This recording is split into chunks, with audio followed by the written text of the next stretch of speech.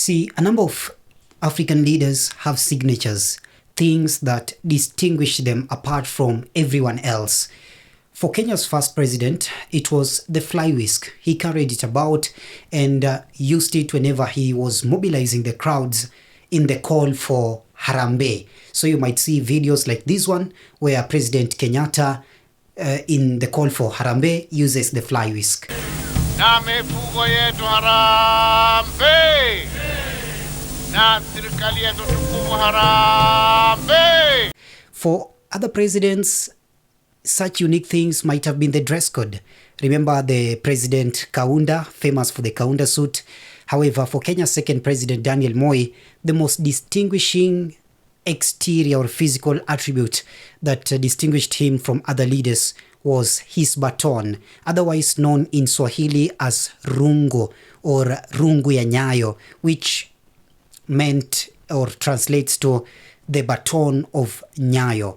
So these monikers, the fly whisk of Kenyatta and the baton of Daniel Moi and other things that are associated with African leaders are believed to contain some potency, some power that are mysterious. Some may even call it occultic powers that, endears and charms the public to listen to them and adhere to whatever they say. So when such like things get lost or such like things get broken or such like things get stolen, it becomes a big problem because the public associates it with the president and the president's power.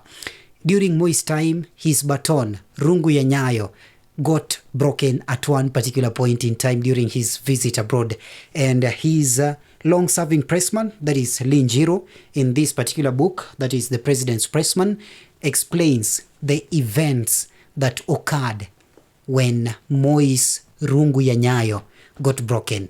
Today, I'm going to read to you that particular excerpt from The President's Pressman.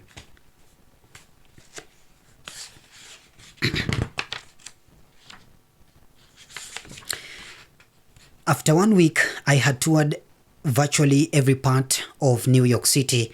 I had patronized many nightclubs. President Moi arrived with a large delegation, which included community leaders such as Mulu Mutisya of Ukambani, Nganga Kihonge, Kariuki Chotara of Nakuru, and Philemon Chelegat of Baringo. After addressing the UN General Assembly, which I covered, President Moi met Kenyan nationals residing in New York and the outlying states. Among those in attendance was young Uhuru Kenyatta, who later became the fourth president of Kenya. During that meeting, President Moi pulled Uhuru aside where they had a private chat, albeit in low tones. Most times, Moi would place his hand on the young man's shoulder. After New York, Moi and his delegation flew to Washington, D.C. for a 2-day rest. While in Washington, D.C., President Moi was invited to lunch by the city's African-American mayor, the marijuana smoker, Marion Shepilov Vbari. From Washington, D.C., we flew to Los Angeles in California. After 2 days' rest, President Moi was invited to lunch by the city's black mayor, Thomas Bradley. After lunch, as Moi was descending the stairs, holding onto the balustrades while still holding his trademark ivory baton, the baton slid off his hand, fell, and broke into two. He and the members of the delegation were shocked. We all felt at a loss. Mzee felt naked without his symbol of authority.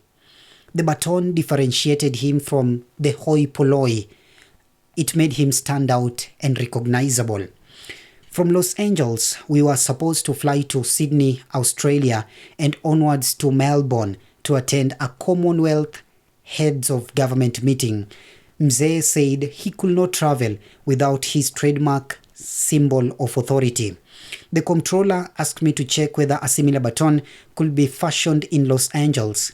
I told him to give me a few minutes. I telephoned Peter Rotich in Nairobi. He was one of Mzee's personal assistants. I told him to check in Moi's office whether there was a spare baton. Hours later, Rotich reported to us that there were 2 ivory batons in the office. He was instructed to soonest fly to Harare and take a Qantas, that is the Australian Airlines, fly across the South Pacific and wait for us at Sydney. The Kenyan government organized for funds and airline tickets to facilitate Rotich's travel. In the meantime, we flew to Honolulu, Hawaii, where we spent the night while monitoring Rotich's journey. After a day in Hawaii, we flew to Sydney. We left Honolulu on a Monday and arrived in Sydney on a Wednesday. We lost Tuesday since we crossed the international deadline. We found Rotich waiting for us at the Sydney International Airport. He boarded the plane, gave Mzee Moi one of the 2 batons he had brought, and kept the other. We all gleefully clapped. President Moi descended from the plane, waving his baton to the waiting Kenyan nationals and airport officials. After a while, we flew to Melbourne and booked into Victoria Hotel, another beautiful facility. It was while at Victoria that we received news about the assassination of President Anwar el-Sadat of Egypt by his fundamentalist army officers on 6th October 1981. This was during a victory parade in Cairo.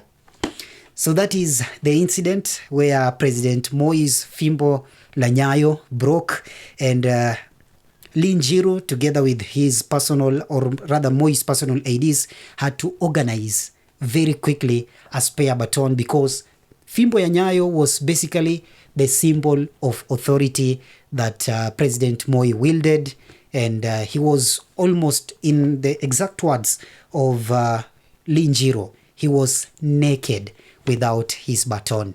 For this and other interesting videos, kindly subscribe to this YouTube channel. Next time, bye-bye.